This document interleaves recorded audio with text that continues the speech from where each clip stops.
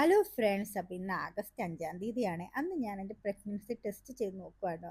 എനിക്ക് 99% ഉറപ്പുണ്ട് ഞാൻ പ്രഗ്നൻ്റ് ആണോ എന്ന്. പിന്നെ 1% മാത്രം സംശയമാണ്. ആ സംശയം നമുക്ക് തീർക്കാൻ വേണ്ടിയാണ് ഈ ടെസ്റ്റ് ചെയ്ത് നോക്കുന്നത്. അങ്ങനെ ടെസ്റ്റ് ചെയ്ത് നോക്കിയപ്പം ഞാൻ വിചാരിച്ച പോലെ തന്നെ ഞാൻ പ്രഗ്നൻ്റ് ആയിരുന്നു. എംബ്രസാദേൻ്റെ അർത്ഥം പ്രഗ്നൻ്റ് എന്ന് തന്നെയാണല്ലോ. അങ്ങനെ ഈ സന്തോഷത്തെ ഞാൻ ഓടിച്ചെന്ന് മനുവിനെ കൊണ്ട് കാണിക്കാം കേട്ടോ. മനുവിൻ്റെ ഫസ്റ്റത്തെ റിയാക്ഷൻ എന്താന്ന് വെച്ചാൽ, അയ്യോ ഞാൻ അപ്പനാകാൻ പോകുന്നുള്ള റിയാക്ഷനാട്ടോ. പക്ഷെ അവനും ഭയങ്കര സന്തോഷമായി. കാരണം നമ്മളെ ഇടയിൽ ഇനി മൂന്നാമതൊരാളും കൂടെ കിടന്നു വരുമല്ലേ. പിന്നെ ഈ ഒരു കൊല്ലം ഞങ്ങൾക്കൊരു കുഞ്ഞാവ് വേണമെന്ന് ഞങ്ങൾക്ക് നല്ല ആഗ്രഹമൊക്കെ ഉണ്ടായിരുന്നു കേട്ടോ.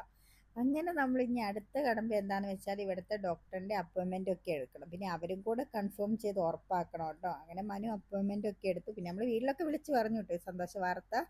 ഇന്ന് നമ്മൾ ഡോക്ടറെ കാണാൻ വേണ്ടി പോവാട്ടോ. ഇന്നാണെങ്കിൽ ബ്ലഡ് പരിശോധിക്കാൻ കൊടുക്കണം. അപ്പോൾ ഇതാണ് നമ്മുടെ ഹോസ്പിറ്റൽ. ഓരോ സെൻറ്ററിലും ഒരു കുഞ്ഞു ഹോസ്പിറ്റൽ ഉണ്ടാവും കേട്ടോ. അവിടെയാണ് ഫസ്റ്റ് നമ്മൾ കാണിക്കേണ്ടത്. അതിന് ബ്ലഡ് പരിശോധിക്കാൻ വേണ്ടി ഞാൻ വെയിറ്റ് ചെയ്തിരിക്കുകയാണ്. എന്നെ എന്താ അവർ വിളിക്കാത്തതെന്നേ? ഈ മനു പറയുന്നത് എന്താ, ഇങ്ങനെ വലിയ സൂചി വെച്ച് അവർ കുത്തു എന്നൊക്കെ പറഞ്ഞ് എന്നെ പേടിപ്പിക്കുക കേട്ടോ.